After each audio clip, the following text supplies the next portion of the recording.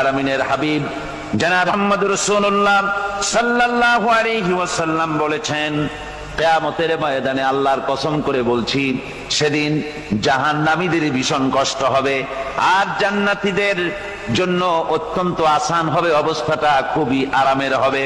নবীজি বলেন, এক ফরজ নামাজ, এক ওয়াক্ত ফরজ নামাজ আদায় করতে যে সময়টুকুন লাগে, কিয়ামতের মাঠের এই সময় এত বড় বিরাট লম্বা সময় জান্নাতীদের জন্য এরকম হালকা হয়ে যাবে। সুবহানাল্লাহ। হযরত আবু সাঈদ খুদরী রাদিয়াল্লাহু তাআলা আনহু হাদিস কেন বর্ণনা করেছেন, এক ওয়াক্ত নামাজ, একটা ফরজ নামাজ পড়তে যতটুকুন সময় লাগে এতটুকুন সময়ের ভেতরে জান্নাতীদের কারবার শেষ হয়ে যাবে। সুবহানাল্লাহ বিহামদি। আর ওদের কারবার তো শেষই হবে না। وَيَوْمَ تَشَقَّقُ السَّمَاءُ بِالْغَمَامِ وَنُزِّلَ الْمَلَائِكَةُ تَنزِيلًا। ওরা ফেরেশতা দেখতে চায়। সেদিন আসমান সমূহ বিদীর্ণ হয়ে মেঘ পুঞ্জ বেরিয়ে আসবে, আত্মপ্রকাশ করবে। তার ভেতর থেকে ফেরেশতারা ক্রমাগত নাজিল হতে থাকবে। আর অবস্থাটাই হবে, আল মুলকু ইয়াউমাইযিনিল হাক্কু লিররহমান ওয়া কানা ইয়াওমান আলাল কাফিরিনা আসীরা। আর সেদিনে বাদশাহী হবে কেবলমাত্র রহমানের। ওয়া কানা ইয়াওমান আলাল কাফিরিনা আসীরা। আর সেই কিয়ামতের দিন, সেই সময়টা হবে কাফেরদের জন্য বড়ই কঠিন। এখানে কিয়ামতের কিছু কথা বলা হচ্ছে, কিছু আভাস দেওয়া হচ্ছে যে আসমান সমূহ বিদীর্ণ হয়ে মেঘ পিণ্ড বেরিয়ে আসবে এবং তার থেকে ক্রমাগত ফেরেশতারা নাজিল হতে থাকবে। আল্লাহর হাবিব বলেছেন, কেউ যদি কিয়ামতের দৃশ্য দেখতে চায় সেজন্য সূরা ইজা শামসু কুবিরাত ওয়া ইজা সামাউ ফাতারাত, ইজা সামাউ শাক্কাত, এই সূরাগুলি যেন পড়ে, তাহলে কিয়ামতের দৃশ্য তার চোখের সামনে প্রতিভাত হবে। কিয়ামতের দৃশ্যটা আসলে কেমন হবে সেই সূরাগুলি তেলাওয়াত করলে সে বুঝতে পারবে। যেমন আল্লাহ পাক বলছেন, إذا السماء فطرت وإذا الكواكب انتثرت وإذا البحار فجرت وإذا القبور بعثرت। যখন আকাশসমূহ চূর্ণ বিচূর্ণ হয়ে যাবে আর তারকাসমূহ বিক্ষিপ্ত হয়ে পড়বে, সমুদ্র মহাসমুদ্রগুলি দীর্ণ বিদীর্ণ হয়ে যাবে, কবরগুলি সব উদ্গীরণ করে দেবে, তার মধ্যে যা আছে সে সবগুলি। আবার আল্লাহ পাক বলেন, ইযাশ শামসু কুবিরাত ওয়া ইযান নুজুমু কাদারাত ওয়া ইযাল জিবালু সুয়্যিরাত। সূর্য যখন ঢেকে যাবে, তারকাগুলি যখন বিপর্যস্ত হয়ে যাবে আর পাহাড়গুলি যখন চালিয়ে দেওয়া হবে, এই দৃশ্য তোমরা দেখতে পাবে। فإذا النجوم طمست وإذا السماء فرجت وإذا الجبال نسفت। সেদিন অবস্থা এমন হবে, সমস্ত তারকাগুলি স্তিমিত হয়ে যাবে আর আকাশসমূহ দীর্ণ বিদীর্ণ হয়ে যাবে। আর দেখতে পাবে পাহাড়গুলি, সমস্ত পাহাড়গুলিকে উড়িয়ে দেওয়া হবে। আবার অবস্থা আরো কি হবে, فإذا برق البصر وخسف القمر وجمع الشمس والقمر। যখন চক্ষু বিস্ফারিত হয়ে যাবে মানুষের, চাঁদ আর সূর্য নিষ্প্রভ হয়ে যাবে, সব একাকার হয়ে যাবে, চন্দ্র এবং সূর্য তার অস্তিত্বকে হারিয়ে ফেলবে। শুধু তাই নয়, ওয়াহুমিলাতিল আরদু ওয়াল জিবালু ফাদুক্কাতা দাক্কাতাও ওয়াহিদা। জমিন ও পাহাড়গুলির মধ্যে সংঘর্ষ লাগিয়ে দেওয়া হবে আর তা এক ধাক্কায় জমিন এবং সমস্ত পাহাড়গুলি চূর্ণ বিচূর্ণ হয়ে যাবে। সুবহানাল্লাহি ওয়া বিহামদিহি। আল্লাহ রাব্বুল আলামিন বলছেন, এইভাবে করে কিয়ামতের দৃশ্য, বিভীষিকাময় দৃশ্য তোমরা দেখতে পাবে। আর সেদিনের রাজত্বটা কার হবে? আল মুলকু ইয়াউমাইযিনিল হাক্কু লিররহমান। সেদিনের রাজত্ব হবে কেবলমাত্র রহমানের। অর্থাৎ যেসব কৃত্রিম বাদশাহী দেখে তোমাদের চোখে ধাঁধা লেগে গিয়েছে, তোমাদেরকে দুনিয়ার বাদশাহী দেখে তোমরা ধোঁকায় পড়ে গিয়েছো, এসব বাদশাহী কিছুই টিকবে না সেদিন। সেদিন শুধু বাদশাহী থাকবে একমাত্র আল্লাহ পাকের। কার থাকবে বাদশাহী? জোরে বলেন কার? আল্লাহ রাব্বুল আলামিন যখন কিছুই থাকবে না ঘোষণা করবেন লিমানিল মুলকুল ইয়াউম লিল্লাহিল ওয়াহিদুল কাহ্হার। আজকে কার রাজত্ব? চারিদিক থেকে আওয়াজ আসতে থাকবে, পরাক্রমশালী আল্লাহ রাব্বুল আলামিনের রাজত্ব। আর কারণ নয়, হাদিস শরীফে এসেছে, বুখারী মুসলিম শরীফের হাদিসে এসেছে, আল্লাহর নবী বলেন আল্লাহ রাব্বুল আলামিন তখন তার এক হাতে আকাশ মণ্ডলীকে ধারণ করবেন, আর এক হাতে জমিনকে ধারণ করবেন। আকাশ মণ্ডলী এক হাতে, জমিন এক হাতে। এভাবে আল্লাহ রাব্বুল আলামিন বলবেন আইনাল জাব্বারুন আইনাল মুতাকাব্বিরুন। কোথায় সেই স্বৈরাচারীরা? কোথায় সেই দুর্বিনীত অহংকারী স্বৈরাচার যারা আমার জমিনের উপরে, আমার মানুষের উপরে রাজত্ব চালিয়েছে? তারা আজকে কোথায়? কোথায় সেই অহংকারীরা? আল্লাহ পাক সেদিন যে বলবেন, সেদিন তো বলবেন, কিন্তু দুনিয়ার মাঝেও স্বৈরাচার যারা, অহংকারী যারা, তাদের শাস্তি পৃথিবীর বুকেও দেন। আর সেদিন তো দিবেনি। কত স্বৈরাচার আমরা দেখলাম, কত অহংকারী দেখলাম, যাদের তর্জনী হেননে লক্ষ কোটি কোটি মানুষ উঠতো আর বসতো। তাদের জিল্লাতির সঙ্গে আল্লাহ রাব্বুল আলামিন কতজনকে বিদায় করে দিলেন। ফুলের মালা নিয়ে কুলাতে পারে নাই, পা থেকে শুরু করে গলা পর্যন্ত ফুলের মালা দিয়া ডুবাই দিল ভক্তরা। আবার আল্লাহ রাব্বুল আলামিন এমন শাস্তি দিলেন, ফুলের মালার পরিবর্তে জুতার মালা নিয়ে জেলের মধ্যে ঢুকাইয়া দিলেন। ঠিক কিনা গণ? অহংকারী আর স্বৈরাচার যারা হয়, আল্লাহ পাক এভাবে তাদের দৃষ্টান্ত দেখিয়ে দেন। আমরা কত দেখলাম, 9 বছরের রাজা, 10 বছরের সাজা। পৃথিবীর মুখে যারা অহংকার করে, যারা স্বৈরাচার হয়, আল্লাহর আইনকে যারা বৃদ্ধাঙ্গুষ্টি প্রদর্শন করে, আল্লাহ পাক তাদের জমিনেও দেখান। এখানে চূড়ান্ত ফয়সালা আল্লাহ করেন না, আসল ফয়সালার জায়গা তো আছেই, তবে এখানে নমুনা দেখায় দেন। কিন্তু মুশকিল হচ্ছে, ইতিহাসের সবচাইতে বড় শিক্ষা হলো ইতিহাস থেকে মানুষেরা শিক্ষা গ্রহণ করে না। একজনে যে কাম করে বিপদে পড়ে, আর একজন এসে আবার সেই পথেই অগ্রসর হয়, নিশ্চিত মৃত্যুর পথে। আমার বন্ধুগণ, আল্লাহ পাক বলছেন সেই দিন আমার রাজত্ব হবে, আর কারো রাজত্ব হবে না। ওয়াকানা ইয়াওমান আলাল কাফিরিনা আসীরা।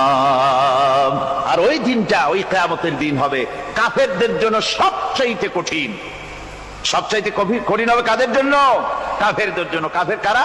কাফের হচ্ছে তারা যারা নাকি আল্লাহর আইনকে অস্বীকার করেছে, আল্লাহকে অস্বীকার করেছে, আল্লাহর আইনকে অস্বীকার করেছে। ওরা কি? কাফের। কুফর শব্দের অর্থ হচ্ছে গোপন করা।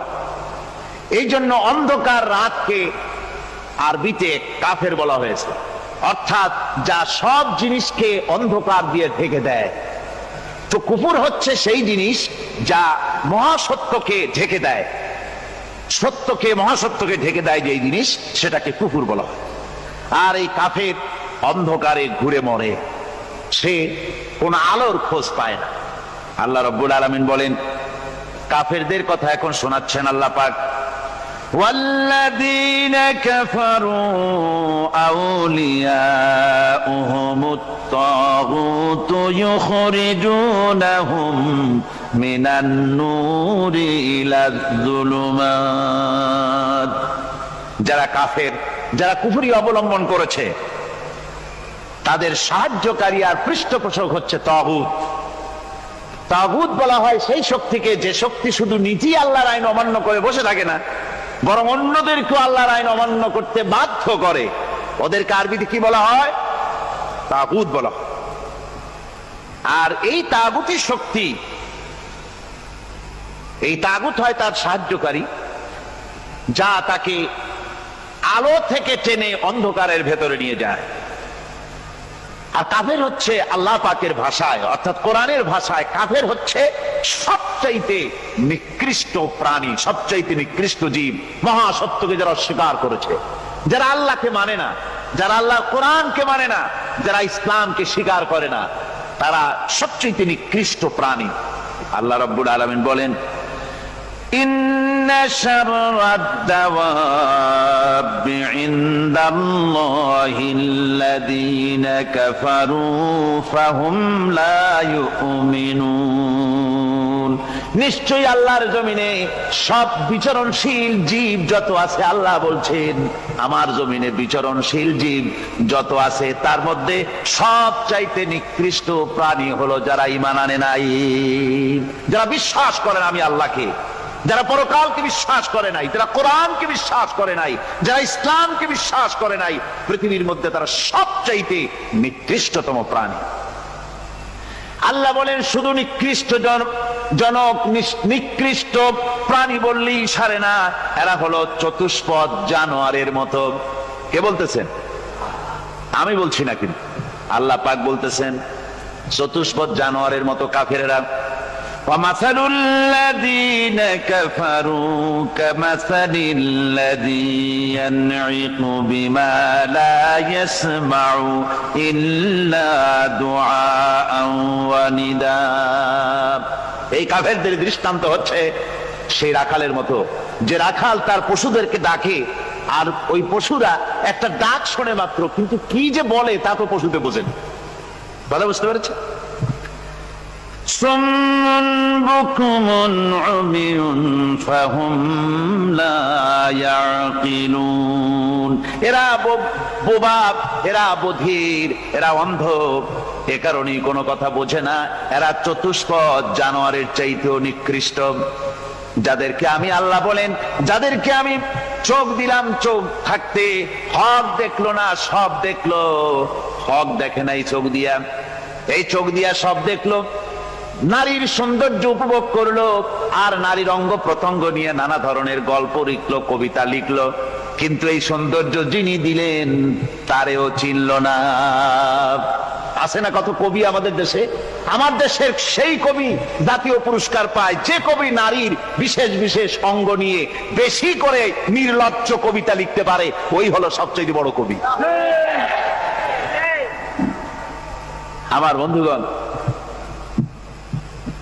একজন বুজুর্গ ব্যক্তি তিনি পথ দিয়ে যাচ্ছিলেন, তো সে পথে এক সুন্দরী যুবতী মেয়েকে দেখে সেই যুবতী মেয়ের দিকে এই বুজুর্গ ব্যক্তি এক নজরে তাকায় আছে। তখন এই ঘটনাটাকে কবি এভাবে লিখতেছেন সাজায়, একদা সুখদায়ক প্রমোদা বদন দর্শন করিবম ঝরিল নয়ন, হেসে কহে সে রূপসী সবিস্ময় মন, কহ দেখি মহাশয় কহ কি কারণ, বিষয় বিরাগী তুমি ভুবনে প্রচার, কি হেতু জন্মিল তব মানস বিকার, সামান্য ললনা রূপ করি দর্শন, উচিত না হয় তব অশ্রু বরিশন। বুজুর্গ ব্যক্তি ওই মহিলার দিকে তাকিয়ে তাকিয়ে কাঁদতেছেন। সুন্দরী মহিলা বলেন, আল্লাহর বুজুর্গ বান্দা, আপনি এলাকার ভিতরে বুজুর্গ এবং পীর হিসাবে, বুজুর্গ ব্যক্তি হিসাবে আপনি বিখ্যাত। আজকে আমাকে এখানে দেখে আপনি আমার দিকে তাকায় আমার রূপ উপভোগ করতেছেন আর কাঁদতেছেন। আপনার মতো সংসার বিরাগী মানুষ আমার মতো একটা সুন্দরী মেয়েকে দেখে ভাবে কাঁদা ঠিক না। বুজুর্গ ব্যক্তি বলছেন, হেসে কহিলাম বলে করহ শ্রবণ, নেত্র ঝরে তবু হেতু ভেব না এমন, যে শিল্পী রচিল ওই সুধাংশু বদন, তাহার তরে ঝরে নেত্র নয়নে জীবন। আল্লাহর বান্দি, আমি তোমাকে দেখি কান্দি না, আমার চোখে পানি বেরিয়ে গেছে। তোমারে দেখে আমি মনে মনে ভাবলাম, এত সুন্দর করে যিনি মানুষ বানিয়েছেন, না জানি ওই আল্লাহ রব্বুল আলামিন কত বড় সুন্দর। আমার ভাইরা, সুতরাং চোখ থাকতে ওরা আল্লাহ রাব্বুল আলামিনের কুদরত ওরা দেখে নাই, কান থাকতে কোরআনের আওয়াজ ওদের কানের মধ্যে ঢোকে নাই, বিবেক থাকতে আল্লাহর দ্বীনকে বুঝতে পারে নাই, চিন্তা করতে পারে নাই। আল্লাহ রাব্বুল আলামিন বলেন, উলাইকা কাল্লানাম, এরা হলো চতুষ্পদ জানোয়ার, বালহুম আদাল, শুধু জানোয়ার না, জানোয়ারের চাইতেও নিকৃষ্ট। এমনই জানোয়ার, আল্লাহ বলেন শুধু জানোয়ার না, জানোয়ারের মতো শুধু খায় জনমের মতো। والذين كفروا يتمتعون ويأكلون كما تأكل الأنعام। এই কাফেরগুলির কাম শুধু ফুর্তি করা, গান বাজনা, নাটক, গল্প, এই সব কাজ তাদের। নামাজ নাই, রোজা নাই, আল্লাহর চিন্তা নাই, তাহাজ্জুদ নাই, পরহেজগারি নাই, শুধু গান আর নাচ। দেখেন না ফুর্তি। এই যে 1 জানুয়ারি রাত 12টার সময় আমার ঘুম ভেঙে গেল, এই যেখানে আমি ছিলাম, বিকট আওয়াজ। আমি মনে করলাম পাশের বাড়ি বুঝি ডাকাত পড়ছে।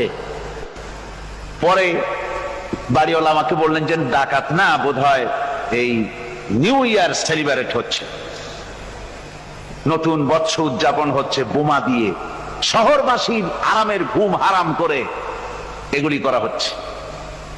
এ তো গেল 1 জানুয়ারি। আর যখন আমাদের নিজেরটা যখন আসে, অর্থাৎ 1 বৈশাখ, তখন দেখছেন অবস্থা 1 বৈশাখে। এবছর আমাদের দেশে 1 বৈশাখে ঢাকায় যে দৃশ্য আমি টিভির মধ্যে দেখলাম, তাতে আমার মনে হয়নি যে 12 কোটি মুসলমানের দেশে রাজধানীতে এই দৃশ্য হচ্ছে। আমার মনে হচ্ছিল এটা বুঝি কলকাতা অথবা অন্য কোনো শহর হবে।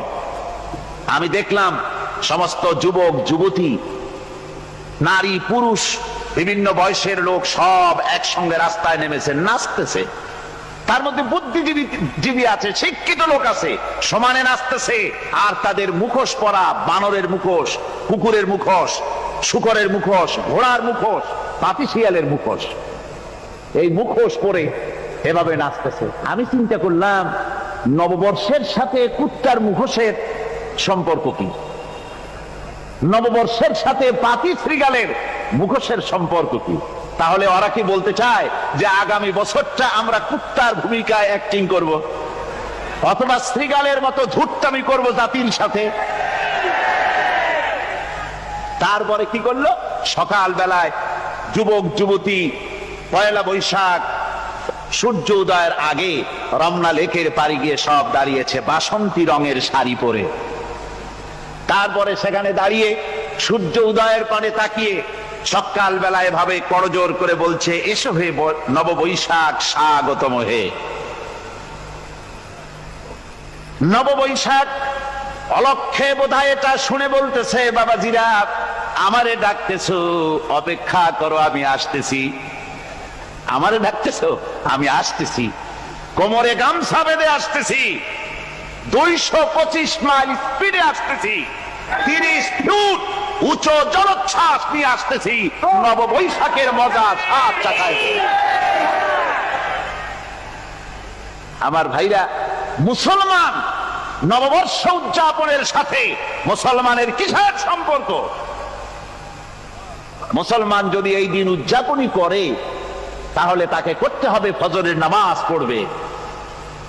মুসলমান নববর্ষ উদযাপন করবে, ফজরের নামাজ পড়বে, তারপরে কোরআন শরীফ তেলাওয়াত করবে, দরুদ শরীফ পড়বে, আল্লাহর দরবারে হাত তুলে বলবে, রব্বুনা রাব্বিন, 31 বছর পার করে দিলাম, নাফরমানি ছাড়া কিছুই তো করি নাই, বিগত বছরে যা করেছি মাফ করে দাও, আগামী বছরটা গোটা জাতি আর দেশের জন্য কল্যাণকর মঙ্গলময় করে দাও। এটাই তো বলা উচিত ছিল নাকি বলে? তা না করে, তা না বলে, বৈশাখের পরিচালককে না দেখে সরাসরি বৈশাখকে আহ্বান করা হয়েছে, আর বৈশাখ আহ্বান করার মজা জনমের মতো দেখাই দিয়েছে। আল্লাহ রাব্বুল আলামিন তাই বলেন, কাফেররা তাদের কাজ হলো শুধু খাওয়া, তারা এমন খাওয়া খায় জনমের মতো খায়। ইয়াকুলুনা কামা তাকুলুল আনাম, জানোয়ারে যেমন খায় ওই রকম খায়। তার মানে খায়, একটু বিসমিল্লাহ কয় না, খায়া যখন ছেড়ে দেয় তখন আলহামদুলিল্লাহ বলে না, বাহাত দিয়ে খায়, আবার বাহাত দিয়ে খায়। ডাব একটা কাটলো, বিসমিল্লাহ নাই, খাইলো, 2-4 ঢোক খাইয়া পুরা ডাবটার ফেলাই দিল। ডাবটা কি তোমার বাজান তৈরি করছিল নাকি?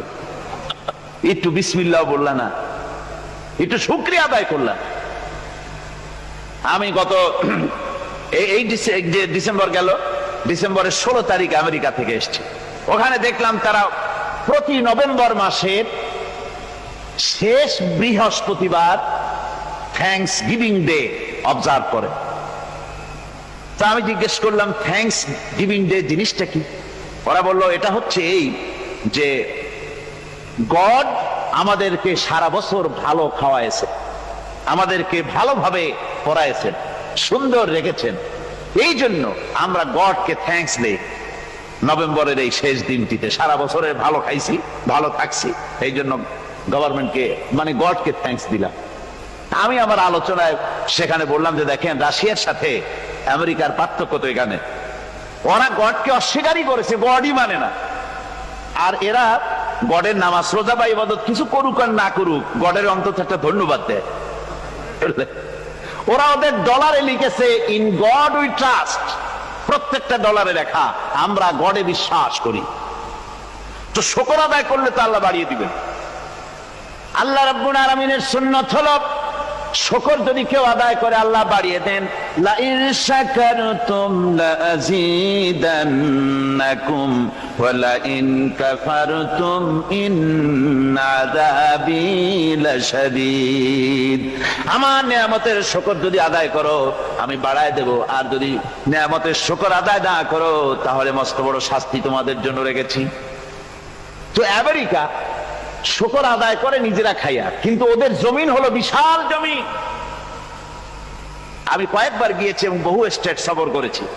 ওদের জমিন এত ফার্টাইল, জমিনে যদি রীতিমতো তারা ফসল ফলাতো, এই ফসল সারা দুনিয়ার দরিদ্র ভূমুক্ষ জনতাকে খাওয়াইয়া বাঁচাইতে পারত। কিন্তু ওরা তা করে না। ওরা করে কি? ওরা মুনাফার হার, বাজার দর ঠিক রাখার জন্য নির্দিষ্ট পরিমাণ জমিনের ফসল ফলায়, কিন্তু জমিন এতই উর্বর, ওদের মেজারমেন্ট করা, মাপ করা, হিসাব করা ফসল হয় না, ফসল হয় বেশি। তখন বাড়তি ফসলকে তারা প্রতি বছর লক্ষ লক্ষ টন আলু আর গমকে তারা সমুদ্রে নিক্ষেপ করে। তাদের আলু এবং গম সেই সময় তারা নিক্ষেপ করে সমুদ্রে যখন ইথিওপিয়া, সুদানে মানুষ না খেয়ে মরছে।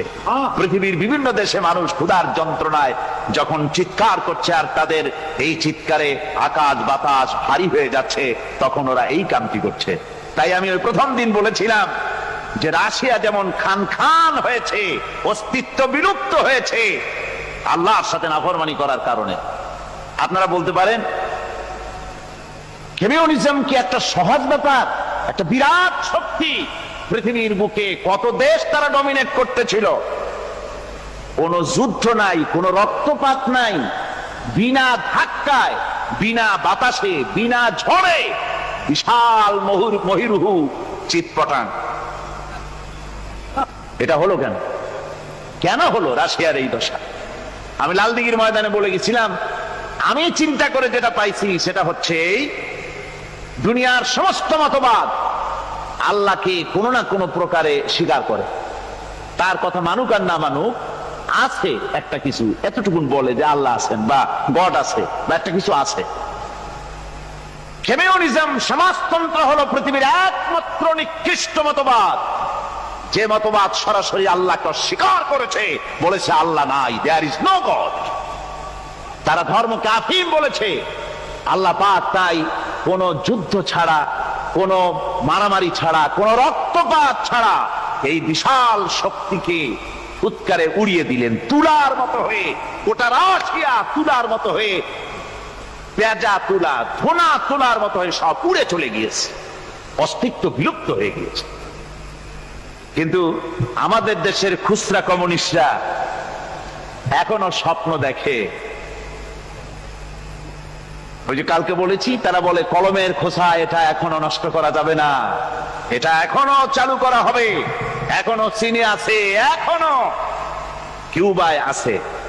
ওই কিউবা থেকে, চীন থেকে ফিদেল কাস্ট্রোর একটু আওয়াজ শোনে, চীন থেকে মিস্টার ব্যাং না কি জানি না, ব্যাং এর আওয়াজ শোনে, আর তাই মনে করে এ বুঝি সমাজতন্ত্রের বিজয়ের গান। না, চীন থেকে আর কিউবা থেকে যে আওয়াজ আজকে উঠতেছে, এই আওয়াজ সমাজতন্ত্রের বিজয়ের আওয়াজ নয়, এটা হলো সমাজতন্ত্রের মরণ যন্ত্রণার গোঙানির আওয়াজ। কাজী এরা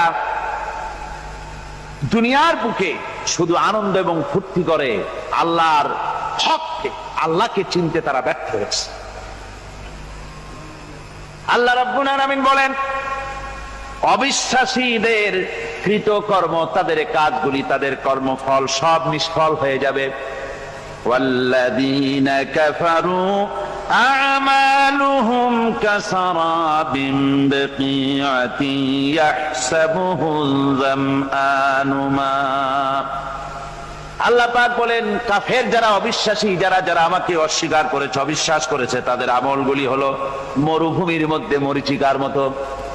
মরুভূমির মরীচিকা, মানুষ যখন মরুভূমির ভিতর দিয়ে যায়, পানির পিপাসা লাগে, দূরে দেখে পানি চিকচিক করতেছে, আর ওই মরীচিকা যেটাকে সে পানি মনে করেছিল, হাত্তা ইযা জাআহু লাম ইয়াজিদহু শাইআ, যেটাকে সে পানি মনে করে ছুটতেছিল, যখন কাছে গেল, আল্লাহ পাক বলেন কিছুই সেখানে পায় না, শুধু মরীচিকা, বালু আর বালু।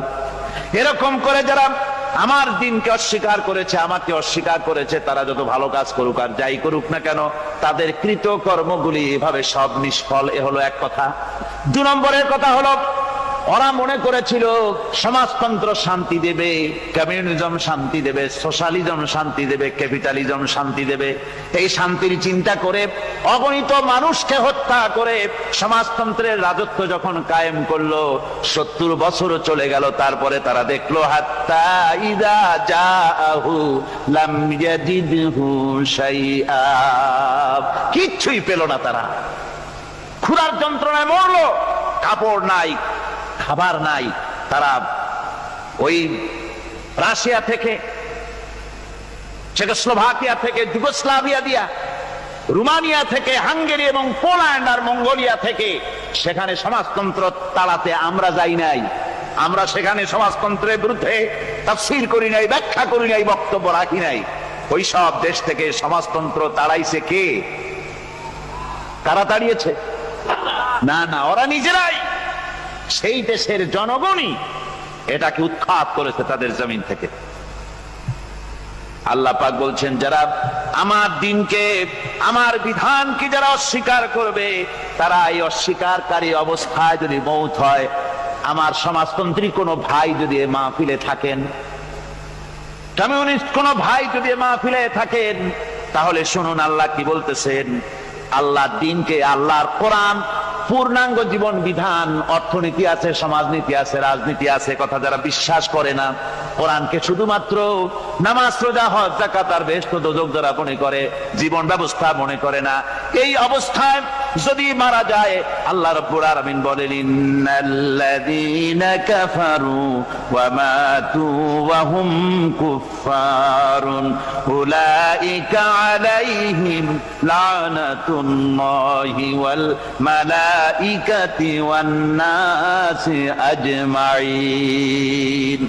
আল্লাহ রাব্বুল আলামিন বলেন, আমাকে অস্বীকার করার অবস্থায়, আমার দ্বীনকে, বিধানকে অস্বীকার করার অবস্থায় যদি মৌত হয়ে যায়, তাহলে আল্লাহ, ফেরেশতা এবং তাম পৃথিবীবাসীর অভিসম্পদ তার উপরে হতে থাকে, লানত হতে থাকে। খালিদিনা ফিহা লা ইউখাফফাফু আনহুমুল আযাবু ওয়া লা হুম ইউনজারুন। এই অভিসম্পদ অবস্থায় তারা সব সময় লিপ্ত থাকবে, না তাদের আযাবকে কমায় দেওয়া হবে, আর না তাদের কোন রকম অবকাশ দেওয়া হবে। এখন আরো মজবুত কথা